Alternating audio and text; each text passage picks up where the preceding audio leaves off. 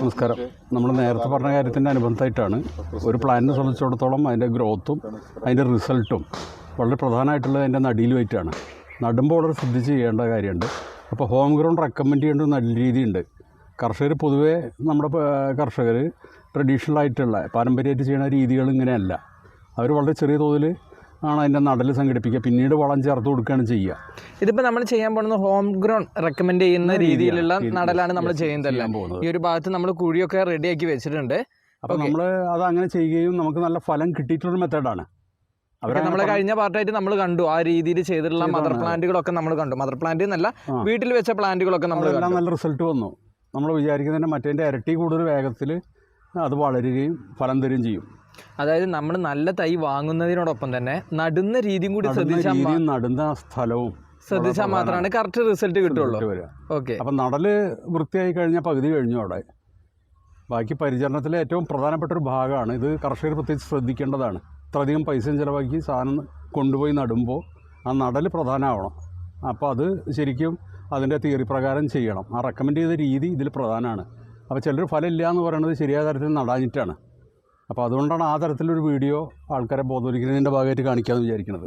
Okay. നമ്മളിപ്പോൾ ഈ ഒരു കുഴി വെച്ചിട്ടുള്ളത് ഈ ഒരു കാലാപ്പടി മാവ് നമ്മൾ നടാൻ വേണ്ടിയിട്ടാണ്. അപ്പോൾ നമ്മൾ 1 മീറ്റർ നീളം, 1 മീറ്റർ വീതി, 1 മീറ്റർ താഴ്ച, അതാണ് നമ്മൾ ഇതിൻ്റെ സൈസായിട്ട് ഉദ്ദേശിക്കുന്നത്. ഓക്കെ. നമ്മൾ ആ വെക്കാൻ പോകുന്ന പ്ലാന്റ് ഒന്ന് ജസ്റ്റ് ഒന്ന്, അത് കാലാപ്പടിയാണ്. നമ്മൾ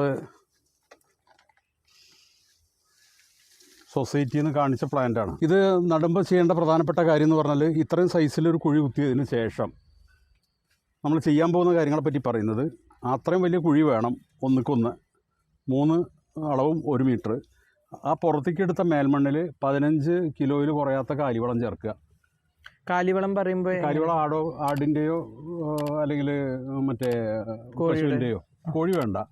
കോഴി പലപ്പോഴും മാവിന് ഗുണമില്ല എന്നാണ് അവർ പറയുന്നത്. കോഴിവളം, ആട്ടുകാഷ്ടോ അല്ലെങ്കിൽ ചാണകമോ ഉപയോഗിക്കണം, ഉണങ്ങിയത്. അത് 15 കിലോയിൽ കുറയരുത്. അത് ഈ മേൽമണ്ണുമായിട്ട് മിക്സ് ചെയ്യുക. അതിൻ്റെ ഒപ്പം 2 കിലോ വേപ്പ് പിണ്ണാക്ക്, 2 കിലോ എല്ലുപൊടി, ഇത്രയും 3 സാധനങ്ങൾ കൂട്ടിച്ചേർത്ത് മിക്സ് ചെയ്യുക. ആ മിക്സ് ചെയ്തതിന് ശേഷം കുഴി നികത്തി മൂടുക. അത് നികത്തി മൂടിയതിന് ശേഷം മുകളിലാണ് പ്ലാന്റ് വെക്കേണ്ടത്. പ്ലാന്റ് എപ്പോഴും കുഴിയുടെ മുകളിലാണ് വയ്ക്കുക. അപ്പോൾ ആ കാര്യം നമ്മൾ ചെയ്ത് കാണിക്കാം. ഓക്കെ. നമുക്ക് ജസ്റ്റ് ഒന്ന് കാണാം. ഇപ്പോൾ ഇതിപ്പോൾ വളമാണ് എടുക്കുന്നതല്ലേ? അതെ, വളമാണ് എടുക്കുന്നത്. മിക്സ് ചെയ്താണത്? ആ വളം മിക്സ് ചെയ്തിട്ടില്ല. ആദ്യം നമ്മൾ കാലിവളമാണ് ഇടാൻ പോകുന്നത്. ഇത് 15 കിലോ ചാണകപ്പൊടിയാണ്. നമ്മൾ ഉണങ്ങിയ ചാണകപ്പൊടി ആണ് ഇടുന്നത്. അപ്പോൾ ഈ കുഴിയുടെ 3 ഭാഗത്തുള്ളത് കൊണ്ട് ഈ 3 ഭാഗത്തും ഏതാണ്ട് ഈക്വലായിട്ട് ഇട്ട് കൊടുത്തിട്ട് നല്ലവണ്ണം ഇളക്കി ചേർക്കും. അപ്പോൾ അതാണ് ചെയ്യുന്നത്. ആദ്യത്തെ പടിയായിട്ട് കാലിവളം നമ്മളിടുകയാണ്. പിന്നെ ഇത് വേപ്പ് പിണ്ണാക്കാണ്. വേപ്പ് പിണ്ണാക്ക് ഇത് 2 കിലോ നമ്മൾ വാങ്ങിച്ചതാണ്. വേപ്പ് പിണ്ണാക്ക് 2 കിലോ മേടിച്ചിട്ടുണ്ട്. അത് കൂടെ ഇതിലിടുക.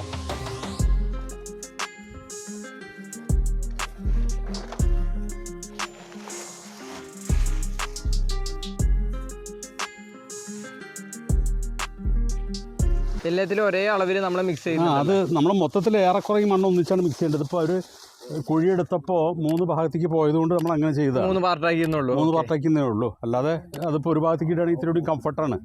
ഇളക്കി ചേർക്കാനൊക്കെ ആയിട്ട് ഒരു ഭാഗത്ത് ഇടുകയാണെങ്കിൽ ഇത്തിരി കൂടി കംഫർട്ടാവും. അത് 3 ഷെയർ ചെയ്തിട്ടോ. ഇത് എല്ലുപൊടിയാണോ? ഇത് എല്ലുപൊടിയാണ്. അപ്പോൾ എല്ലുപൊടി, വേപ്പ് പിണ്ണാക്ക് ഇടുക.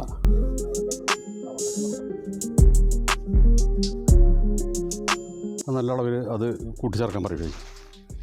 ഒരേ അളവിൽ മണ്ണുമായിട്ട് മിക്സ് ചെയ്യാം. ഇതിപ്പോൾ നമ്മളെടുത്ത റേഷ്യോ ഇപ്പോൾ എങ്ങനെയാണോ ഒന്നുകൂടി? റേഷ്യോ നമ്മൾ 15 കിലോ കാലിവളം ഉണ്ട്. അത് തൂക്കിയെടുത്തതാണ്. 15 കിലോ. അവരെ ഉദ്ദേശം എടുത്താലും മതി. നമ്മൾ സൊസൈറ്റിയിൽ നിന്ന് എടുത്തതുകൊണ്ട് തൂക്കുണ്ട്. പിന്നെ 2 കിലോ വീതം വേപ്പ് പിണ്ണാക്കും എല്ലുണ്ട്. ഇത് രണ്ടും കൂടി ഏറെക്കുറെ ഈക്വലായിട്ടാണ് വരിയപ്പോൾ. ഇതാ മണ്ണുമായിട്ട് നന്നായി ഇളക്കി ചേർക്കുക. അപ്പോൾ അങ്ങനെ ഇട്ടതിന് ശേഷം അത് ആണ് നികത്തി മൂടേണ്ടത്. ഇതിൻ്റെ ഒരു പ്രിൻസിപ്പിൾ എന്താണെന്ന് ചോദിച്ചാൽ, ഇത് മുകളിൽ മരം നിൽക്കുമ്പോൾ അടിയിലേക്ക് വളരെ ശക്തിയായിട്ട് വേരുകൾ ഇറങ്ങിപ്പോകും. അപ്പോൾ മരം പെട്ടെന്ന് ഗ്രോത്ത് വളരെ കൂടുതലായിരിക്കും. നല്ല സൈസിൽ താഴ്ച വളരും. ഇതിപ്പോൾ 2 കൊല്ലം കഴിയുമ്പോഴത്തേക്ക് ഇതൊരു കായ ഉണ്ടാവും. കാരണം ഈ വേര് ചെല്ലുന്ന ഭാഗത്തൊക്കെ ഇതിൻ്റെ വളം ഉണ്ടാവും. വേര് വന്നു കഴിഞ്ഞാൽ വളരെ സ്പീഡിലാണ് അതിന് വളർച്ച ഉണ്ടാവുക. അല്ലെങ്കിൽ അതിങ്ങനെ നിൽക്കും. ഒരു പ്രത്യേകിച്ച് റെസ്പോൺസ് ഇല്ലാതെ പലപ്പോഴും നട്ടിട്ട് അത് അങ്ങനെ തന്നെ നിൽക്കാനുള്ളൊരു കാരണം നടൽ ശരിയല്ലാത്ത നടലിന്റെ പ്രശ്നം കൊണ്ടാണ്. അപ്പോൾ അതുകൊണ്ടാണ് അതിനെ പറ്റിയിട്ട് ഗ്രാഹ്യമില്ല പലർക്കും. അപ്പോൾ ഈ കമ്പ് ഇത് നടുമ്പോൾ വളരെയേറെ ശ്രദ്ധിക്കേണ്ടതുണ്ട്. അപ്പോൾ അതുകൊണ്ടാണ് നമ്മളത് കാണിക്കാമെന്ന് വിചാരിച്ചത്. തൈ മേടിക്കുക, നല്ല ബ്രാൻഡ് വാങ്ങിക്കുക എന്നുള്ളതുപരി ആ ഒരു കാര്യത്തിൽ പ്രധാനമാണ്. നമ്മളത് പുറത്തേക്ക് എടുത്ത മണ്ണുമായിട്ട് ഇതിപ്പോൾ മിക്സ് ചെയ്തു. 5 കിലോ കാരിവളം, 2 കിലോ വീതം എല്ലുപൊടി, വേപ്പുണ്ണാക്ക്, അത് അത്ര അതിന് ശേഷം അത് മിക്സ് ചെയ്തതിന് ശേഷം നികത്തി മൂടുകയാണ്. അപ്പോൾ ഈ മണ്ണ് കുഴിയിലേക്ക് നമ്മൾ ഇട്ടിട്ട് കുഴി മുഴുവനായിട്ടും മൂടുകയാണ്.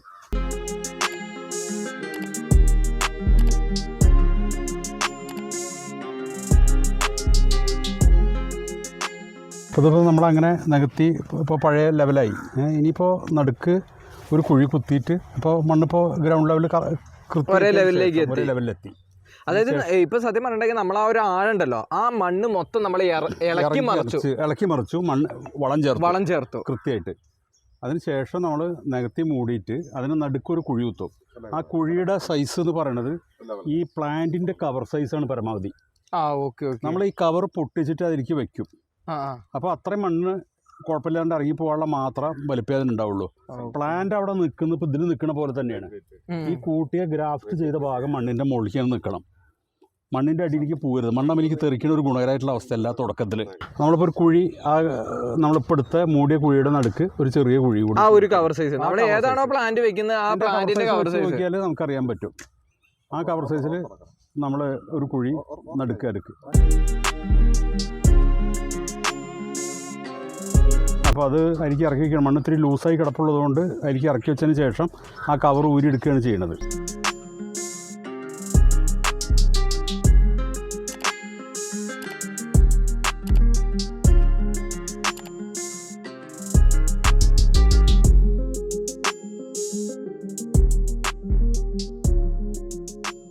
അപ്പോൾ തടി അങ്ങനെ നേരെ സ്ട്രൈറ്റാക്കി നിർത്തി.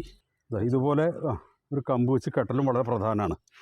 അത് കാറ്റിന് ആടി വലയാതിരിക്കാനും മരത്തിനൊരു കോൺഫിഡൻസ് ഒന്ന് പെട്ടെന്ന് കയറിപ്പോവും. അത് ഈ കമ്പ് വെച്ച് കെട്ടൽ അതുമേലേക്കൊന്ന് പിടിച്ച് കെട്ടുക, അത് വളരെ പ്രധാനമായിട്ടുള്ള കാര്യമാണ് നടൽ കഴിഞ്ഞതിന് ശേഷം. അപ്പോൾ ഇങ്ങനെ ഒരു നല്ല ബലമുള്ളൊരു കമ്പ് വെച്ച് കെട്ടിയതിന് ശേഷം ഈ അവസാനത്തെ നടപടിയാണ് നമ്മളൊരു നട്ട വഴിക്ക് ഒരു വെള്ളം ഒഴിച്ച് കൊടുക്കുന്നത്. അപ്പോൾ അത് കൂടി ഒഴിക്കുന്നതോട് കൂടിയിട്ട് ഈ നടൽ പെർഫെക്റ്റായി, കറക്റ്റായി. ഹോം ഗ്രൗൺ നിർദ്ദേശിക്കുന്ന നടൽ രീതി ഇതാണ്. നല്ല ഫലം കിട്ടാൻ വേണ്ടിയിട്ട് എല്ലാവരും ഈ മെത്തേഡ് അഡോപ്റ്റ് ചെയ്യുക. ഈ ഒരു മെത്തേഡ് നമ്മൾ ചെയ്യുകയാണെങ്കിൽ ഈ ഒരു പറഞ്ഞ സമയത്ത് 2 കൊല്ലം കൊണ്ട് ഇതിന് ആദ്യത്തെ ഫസ്റ്റ് കായ ഉണ്ടാവും. റിസൾട്ട് ഷുവർ ഉറപ്പാണ്.